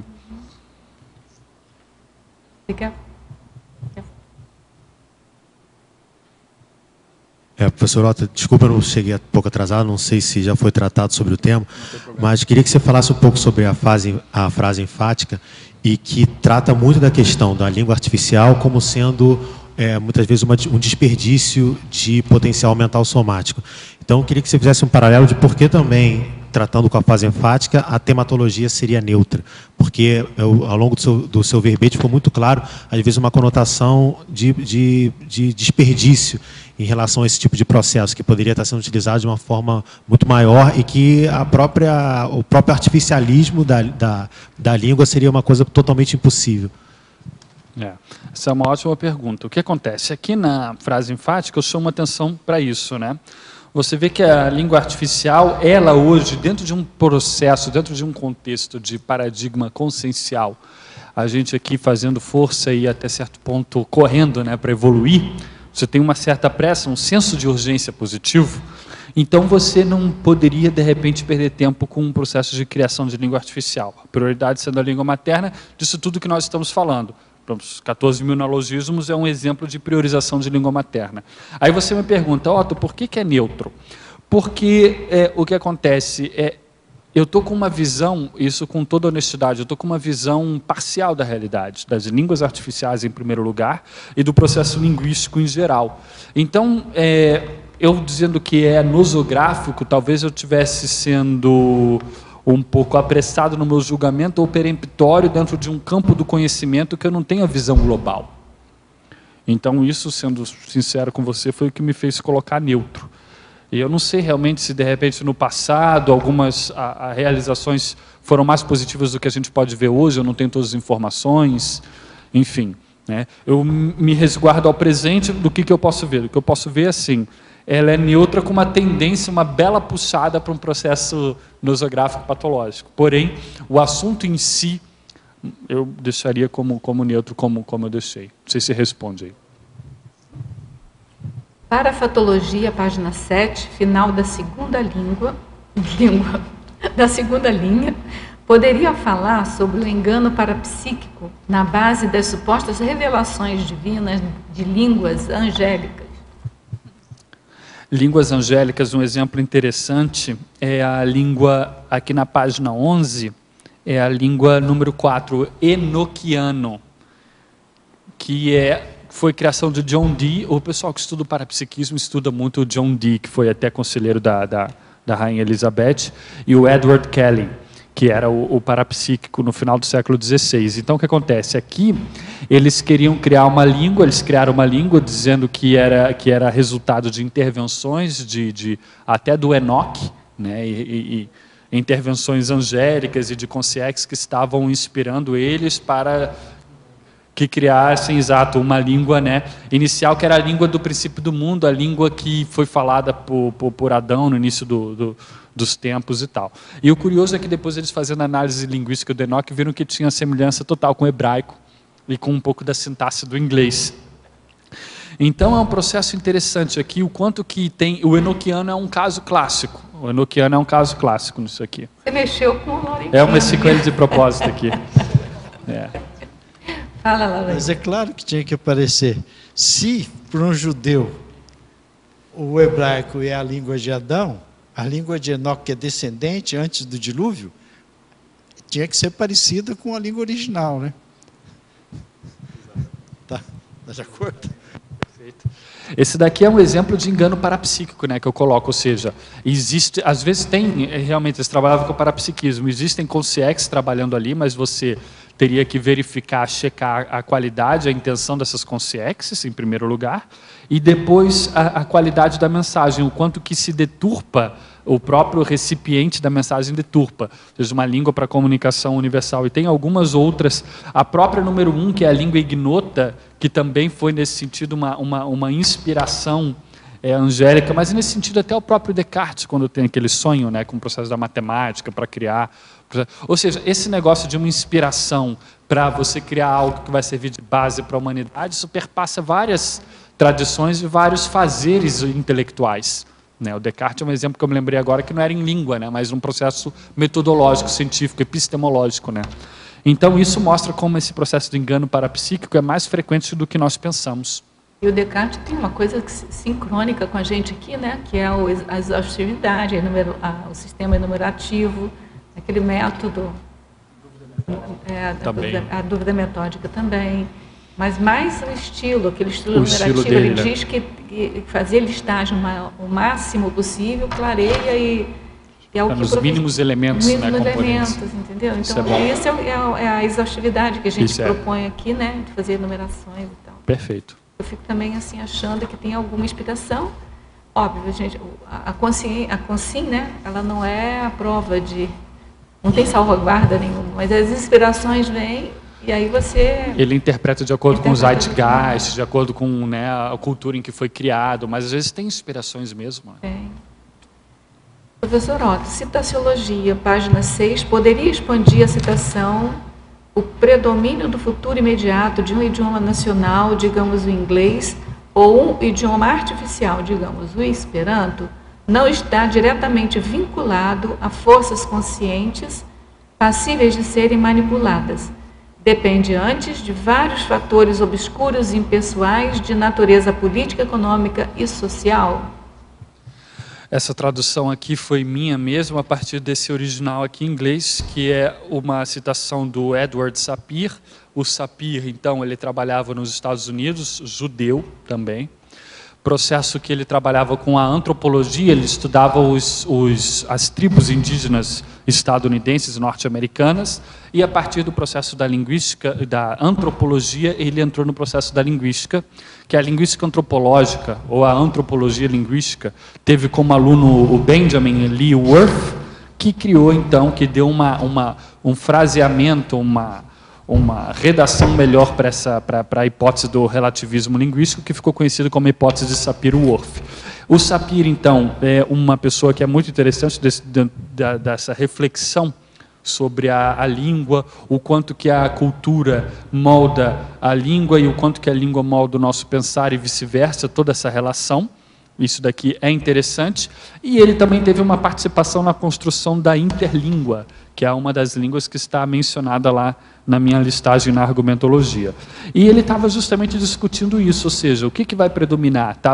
Existia esse debate muito em voga no meio intelectual da época, o Esperanto vai dominar, ou já o inglês ainda não tinha a força que tem hoje. Então, o que eles perceberam?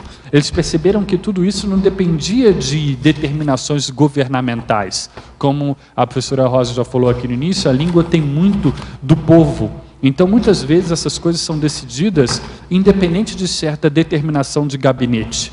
Então, ela não está vinculada a forças conscientes que podem ser manipuladas. Ela depende antes, como ele fala, de vários fatores obscuros e impessoais, às vezes as coisas que acontecem e que saem do controle e que são de natureza política, econômica e social. É o que, por exemplo, o pessoal do Esperanto viu. E o Volapük aconteceu isso. O Volapük, em certo modo, não progrediu enquanto língua artificial, porque o criador, ele não quis, ele segurou. O pessoal fez algumas modificações e o Volapük tomaria um caminho até certo ponto independente, e ele não quis, ele segurou, isso fez a língua morrer. Então, o que acontece? A gente vê que as línguas, para elas progredirem, elas têm que tomar o seu curso natural, e isso você muitas vezes sai do seu controle. Então, é o que acontece no próprio Esperanto, quando Zamenhof admitiu, como eu coloco lá na argumentologia, que o Esperanto, ele realmente poderia ser bem sucedido quando se tornasse uma língua hereditária, ou seja, uma língua materna de um certo povo. Nesse caso, sairia do controle de qualquer um. A língua estaria literalmente na boca do povo. Então, isso é interessante, o quanto que isso independe das nossas forças, mas o quanto que alguns aspectos da língua nós podemos sim trabalhar. Por exemplo, a terminologia científica é um exemplo.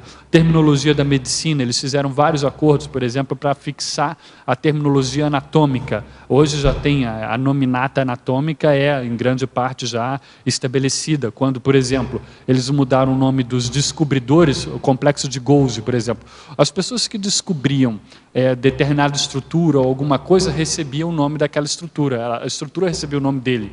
Mas os epônimos, com o tempo eles viram que isso era bom dar um nome neutro, que não vinculasse o descobridor. E aí eles foram determinando. Então, numa terminologia científica, como nós já falamos aqui, é possível sim você ter, por exemplo, algumas determinações conscientes.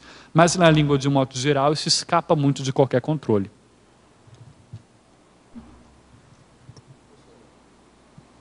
Eu já venho acompanhando os seus verbetes já há um tempo, e você realmente tem despontado junto com essa temática da linguística.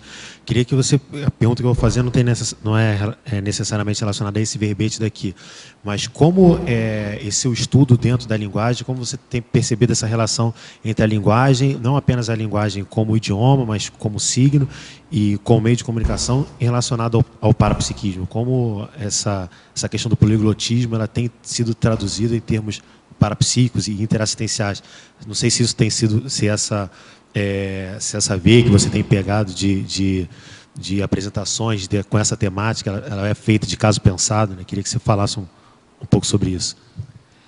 Eu venho mapeando essa área, como você vem observando, eu venho mapeando essa área há algum tempo, sem ter muito claro, 100% certo, o ponto exato. Então, eu venho trabalhando com vários temas aí dentro da linguagem e colhendo tudo que eu posso ter do ponto de vista de parapsiquismo. Então, tem um curso meu que se chama, um curso livre, Poliglotismo Parapsíquico, que eu tento explorar um pouco mais isso. Então, esse é um dos assuntos que eu, com o tempo, busco explorar mais. Agora, isso vem diretamente da minha prática profissional.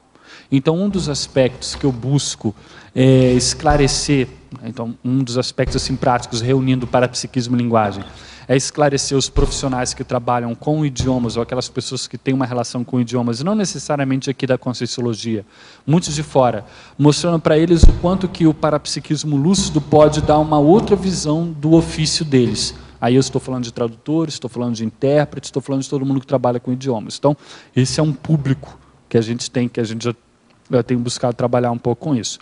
E o outro que a gente vem trabalhando também, é assim, como que a gente pode aqui na Conscienciologia tentar entender os idiomas, vou te dar um exemplo, aprendizado de idiomas, usando ferramentas do parapsiquismo.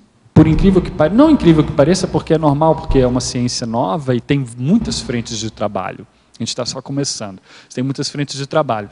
E essa é uma frente até certo ponto inexplorada. O quanto que a gente pode usar do parapsiquismo para nos ajudar no aprendizado de idioma. Então, por exemplo, o quanto que você pode conjugar laboratório de retrocognição com isso. O quanto que, por exemplo, você aprender um idioma, você aprender alemão pode te dar uma reminiscência de uma vida que você teve na Prússia ou ainda antes na Confederação Helvética, lá na Suíça, onde você teve um processo de monarquia, por exemplo. E aí você começa a ter uma outra visão de si mesmo. Então você começa a ter uma visão de si mesmo, um autoconhecimento a partir do conhecimento de línguas, pelo fato de saber o que elas te evocam. Então, eu já numa tertúlia, acho que foi até a professora Rosa comentou que o professor Valdo abriu, que inclusive tem algumas comunidades extrafísicas que se fala especificamente latim. E eu queria saber se essa, por exemplo, a escolha da língua, o tipo de linguagem, se tem uma influência também maior na questão parapsíquica. Não sei se fui claro. Aqui no intrafísico, você diz? No intrafísico. Por exemplo, o fato de você ter o conhecimento de um determinado idioma, se ele tem uma amplitude mental somática que vai reverberar no parapsiquismo maior do que outra, dependendo do vocabulário dessa língua, das expressões, da estrutura gramatical. Vai também pelo viés da inspiração, como nós falávamos.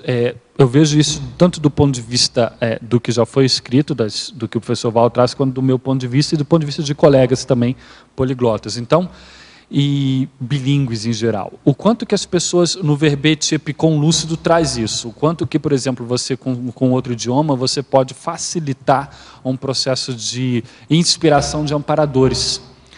Naquele outro idioma, um amparador que está muito fixado devido ao trabalho assistencial dele, por exemplo, numa retrocultura anglófona, por exemplo, que ele falou em inglês, ou que o rapport dele então, por exemplo, um amparador com um rapport com a professora Rosa lá do processo do árabe, poderia usar o árabe para comunicar alguma coisa e assim desencadear várias coisas. Então, isso mostra o quanto que o processo dos idiomas amplia a sua capacidade de recepção telepática.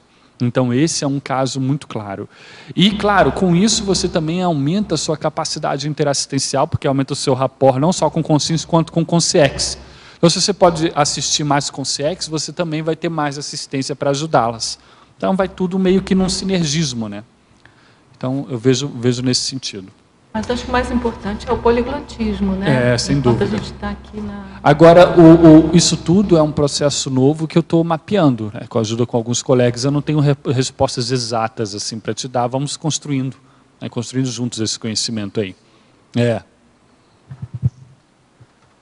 Professor Otto, para a fatologia, antes de eu fazer essa pergunta, a pergunta anterior veio de Madrid e essa vem da Polônia.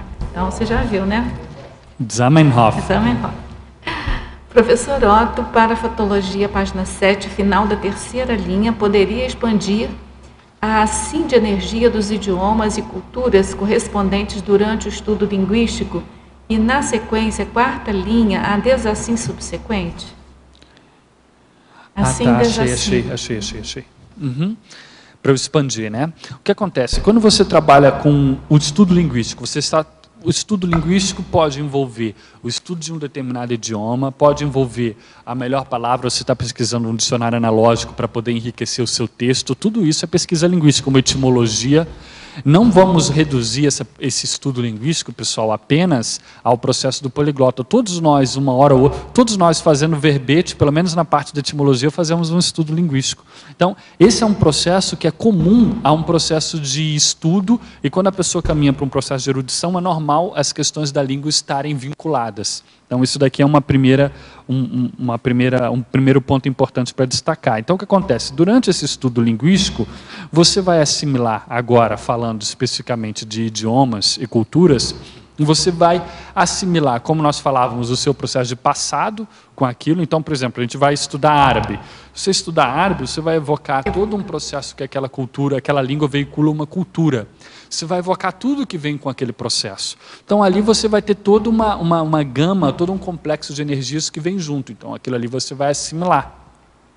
Claro que a qualidade dessa assimilação pode determinar até certo ponto o seu rapport com aquele idioma, com aquela vida em que você falou aquela língua, né? Se esse seu rapport é positivo, se esse seu rapport é negativo. Então, você vai fazer uma assimilação simpática daquelas energias. Pode ser também uma assimilação antipática, isso vai depender. E quando você acaba aquele estudo, para você fazer as outras coisas normais do dia a dia, ou para se preparar para uma assistência, ou enfim, para você estar restabelecido, a desassim se impõe. Então você faz uma espécie de asepsia energética, você pode fazer essa desassim de vários modos, você pode instalar o estado vibracional, você pode também exteriorizar pelo nuco chakra, você pode exteriorizar pelo umbilico chakra, e você pode sempre também reforçando o estado vibracional com exteriorização de energias, assim você pode ficar um pouco mais equânime, mais imparcial no estudo desses idiomas e culturas.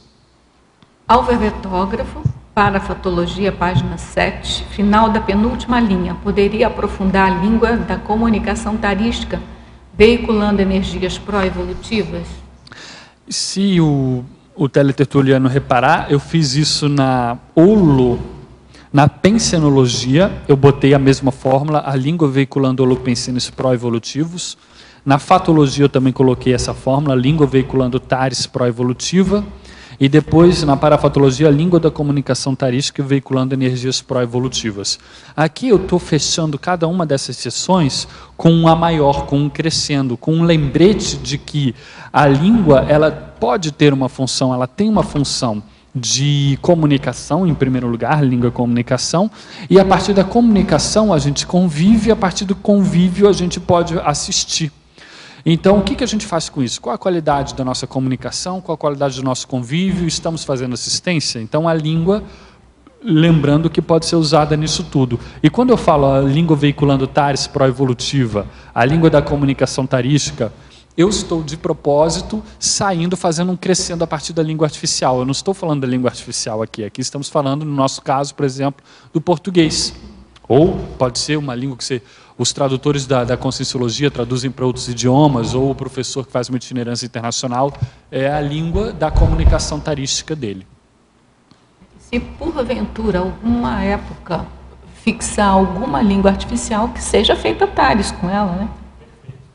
Perfeitamente. A gente não está aqui divulgando a língua, nem promovendo a língua artificial. A tares independente de língua, né? A tares é independente da língua. Alverbetógrafo, aqui em Florianópolis está sendo realizado um congresso de Esperanto com mais de 300 pessoas. De modo geral, vi as pessoas energeticamente apagadas, principalmente os professores do evento.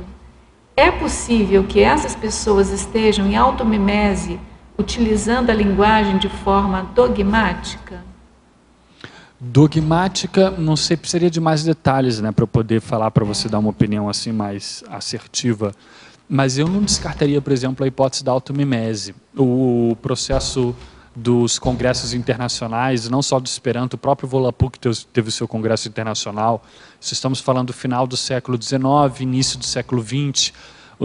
O Esperanto teve mais de uma dezena de congressos, então muita energia foi colocada aí, envolveu muita gente. Então, isso é uma tradição dentro do movimento esperantista, fazer esses congressos. Então, pode ser que uma pessoa tenha participado de algum modo do movimento esperantista no passado, e hoje em Florianópolis, um estado brasileiro, por exemplo, com uma forte influência alemã, dentre outras culturas europeias, pode ser que a pessoa esteja lá trabalhando ainda nisso. Pode ser sim. Agora, vale lembrar que o Esperanto ele é muito comum e difundido no meio espírita, não sei se esse congresso tem alguma relação com o processo espírita. Enfim, quanto à questão dos professores, de energia apagada, a gente precisaria mais detalhes, né? Eu acho que a gente não pode só pelo idioma, né, pensar isso, né? Até porque a apreensão de cada um, né, também a gente não pode... Certo. Professor Otto, glossonímia, página 11, item 12. Poligrafia. É informado como pai da egiptologia Athanasius Kircher. Não teria sido Jean-François Champollion? O Champollion ele conseguiu resolver um pepino em que o Kircher entrou. Qual foi um desses pepinos? Um desses pepinos foi a decifração ou deciframento dos hieróglifos. O Kircher, ele é considerado na tradição europeia, eu estou me baseando aqui no Umberto Eco, que dentro desses processos de erudição de língua é uma fonte até certo ponto segura para a gente poder usar, que o Athanasius Kircher, ele foi então a pessoa responsável por trazer novamente o interesse para a cultura egípcia dentro do movimento ocidental. Então ele trouxe aquele interesse e ele estudou muito os hieróglifos, muito do conhecimento que estava perdido já na época. Então, ele estudou muito aquilo, ele trouxe a atenção dos intelectuais da época para aquilo e criou um corpus, como nós chamamos, né, de estudos. Então, por esse motivo, ele é considerado o pai da egiptologia, não só pelo Umberto Eco, mas aqui usando a fonte do Umberto Eco. Agora, o que acontece? Ele teve alguns problemas com a tradução dos hieróglifos, porque como ele não tinha uma base segura, ele teve que fazer várias interpretações, ele tinha um viés místico. O que acontece? Ele achava que cada símbolo do hieróglifo tinha uma interpretação sempre um pouco mais mística. E em relação a isso, eu queria chamar a atenção, professora Rosa, só para enriquecer essa explicação, a um polinômio que é o crescendo. Na página 8 tem o crescendo da quarta linha, que é o crescendo pictograma, iconograma, ideograma, fonograma. O que aconteceu com o processo dos hieróglifos egípcios? E foi aí que o Champollion se deu bem, porque ele tinha uma tábua que ele trabalhava no processo do Napoleão, e na invasão do Egito e toda aquela situação, enfim, ele trabalhava com aquilo. Eles depois acharam, numa outra situação, acharam uma tábua, que é a pedra de Rosetta, a Rosetta Stone, que eu e a Alba nós tivemos o prazer de ver lá no Museu Britânico. Assim que você entra no British Museum, ele está lá na frente. E é uma pedra cuja energia é bem interessante, é uma energia bem de praticidade, pragmatismo, de administração. Então você tem o hieróglifo, o demótico e uma outra língua agora, o próprio grego, né? É o grego. E o demótico que era... Então você tinha 3 línguas diferentes, então isso ajudou a ele, já sabendo as outras duas, a decifrar a primeira. Mas no que então ele teve a ajuda que o Kircher não teve? Foi nisso daqui. Quando você trabalha, por exemplo, com o processo egípcio, lá os hieróglifos, você tem os iconogramas. Então, por exemplo, você tem um homem sentado com uma taça. Aquilo significa beber. Tá, então você tem, por exemplo, um gavião, aquilo significa gavião. Você tem um olho, aquilo significa olho. Isso daí é um iconograma. Então o símbolo, ele reflete diretamente aquela realidade. Mas conforme a língua vai, pelo uso, ela vai se distanciando cada vez mais. É o que aconteceu com os chineses. Então, cada vez mais a representação simbólica tem menos similaridade com a realidade. Aí vira o ideograma. E aí você usa também mecanismos de substituição retórica. O que é isso? Então você vê, por exemplo, uma vela de um barco inflada, aquilo ali representa o vento. Então você tem, por exemplo, a orelha de um boi. São as metáforas, né? Aqui, exato. A orelha de um boi, aquilo representa entender, escutar. Então são mecanismos de substituição retórica, que são usados na tradução, inclusive. E o que acontece? Com o tempo, você tem um caso interessante, a boca no hierógrafo, ela tinha um som que era ro, eles falavam ro, que era o som, que significava boca. Mas com o tempo, aquilo tudo também foi passando e eles começaram a atribuir, que é o fonograma, começaram a atribuir valor de som fonético àquele símbolo, que lá no início representava uma coisa, hoje tem um valor de som. E então, para, por exemplo, usar a palavra grega ro, eles botavam uma boca. Mas aquilo não é que aquilo significava uma boca ou algum significado místico, era simplesmente o R, o Rho. O Kircher não sabia disso, ele errou muito nas interpretações dele. Já o Champollion conseguiu decifrar isso, foi isso que fez dele o grande cara, que aí ele viu que tinha um valor fonético a escrita do hieróglifo. Nós temos 3 minutos para responder 2 perguntas aqui que também vieram de Madrid. Há um verbetógrafo para a fatologia, página 7, final da 4ª linha. Durante a pesquisa desse verbete, como percebeu a sinalética energética parapsíquica do linguista determinando as prioridades filológicas? De que forma ela guiou o seu trabalho? perguntando enquanto você. Não, o meu trabalho é muito sério, principalmente ontem. A gente sabe que tem um período pré-aula, né, principalmente o período pré-verbete, onde você tem, às vezes, uma pressão maior, dependendo do assunto, e, consequente também, dependendo da sua disponibilidade, uma assistência maior. Então, me possibilitou, através de uma sinalética energética e parapsíquica que eu tenho, que é muito mais forte e fácil em mim, que é um processo de telepatia, né? E tive várias inspirações em relação a esse processo das prioridades na pesquisa linguística, na pesquisa filológica. E isso, então, vai te determinando o que você tem que fazer do ponto de vista de escrita, de GESCOM, de esclarecimento. Então, uma das preocupações minhas é, com esses estudos, não ficar justamente muito hermético, mas sim conseguir transmitir aquilo que for prioritário, aquilo que for mais necessário dentro de um processo de assistência. Porque às vezes a gente aprofunda e acaba ficando hermético, usando muito jargão, isso é um problema. Então, isso, sabe, tive algumas inspirações a respeito disso. Motivaciologia, página 10, item 1, comunicologia. A intenção de facilitar a comunicação internacional. Dentro dos aspectos deste item, se fosse aconselhar os jovens motivados a aprender línguas estrangeiras, qual seria a ordem de prioridade e utilidade dessa lista de línguas? Também estimularia de aprender o latim? Com qual argumento? Olha, eu, sem dúvida nenhuma, o latim, se a pessoa trabalha, por exemplo, com um português, vai dar uma noção de estruturação do idioma e criação de palavras muito grande. Ela vai, por exemplo, poder ter inspirações e criar neologismos, talvez não 14.100, mas nem que seja 1.400. Só para te localizar, essa pessoa, ela mora em Madrid, os filhos dela, possivelmente, sejam franceses que agora moram em Madrid. Então já tem aí espanhol, francês, o inglês eles devem estar aprendendo já na escola, ele é mandatório, obrigatório o inglês. Então você tem aí já, ela escutando aqui português, deve ter alguma habilidade passiva, pelo menos de compreensão de português. Nessas condições, o pessoal, principalmente na Europa, com condições de estudo maior, eles já pegam também aí o italiano e o alemão. O alemão, em alguns contextos, até mais importante devido ao acesso que dá a algumas áreas do conhecimento que ainda estão em alemão. Então, eu partiria para essas 6 principais línguas do Ocidente. Agora, indo por fases, o português, o espanhol, o inglês, e depois a pessoa podendo, eu pegaria já o francês e o italiano, que é perto do português, e o alemão, isso completa 6 línguas, e eu fecharia com chave de ouro com o latim e com o grego. Latim e grego. Muito bem. A gente já está com o tempo aqui esgotado. Eu ia pedir para você fazer a pergunta pessoalmente para ele te responde, tá? Infelizmente, nós temos aqui um limite de tempo. A gente parabeniza o professor Otto pelo verbete, pela defesa do verbete. Nós agradecemos muitíssimo vocês aqui presentes, pelas perguntas, pelo movimento do debate aqui.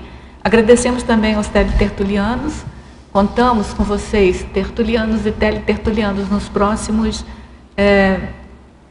tertúlias, né, para continuar movimentando os nossos debates, e passamos então para os nossos comerciais. Obrigado. As pontuações da tertúlia de hoje foram 23 assinaturas no livro de presença, 12 perguntas presenciais e 23 perguntas respondidas online. Hoje nós temos um recado. A Beatriz com a palestra pública Saúde Consciencial. Boa tarde a todos.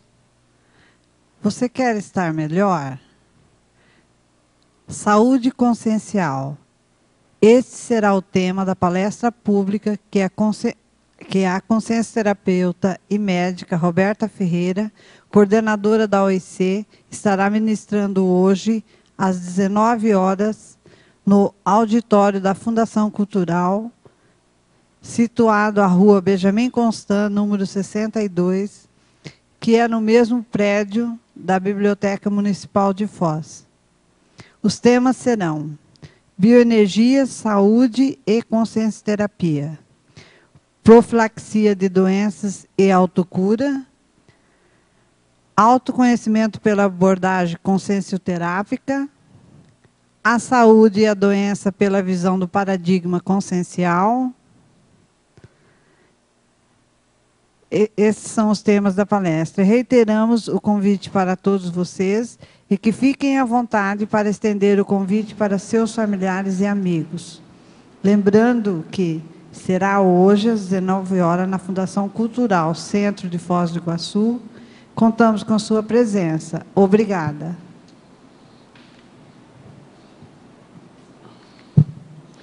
Para amanhã, teremos o verbete Recurso Musicoterapêutico, com especialidade Musicologia, e a neoverbetógrafa Cláudia Miranda. Obrigado e boa tarde a todos.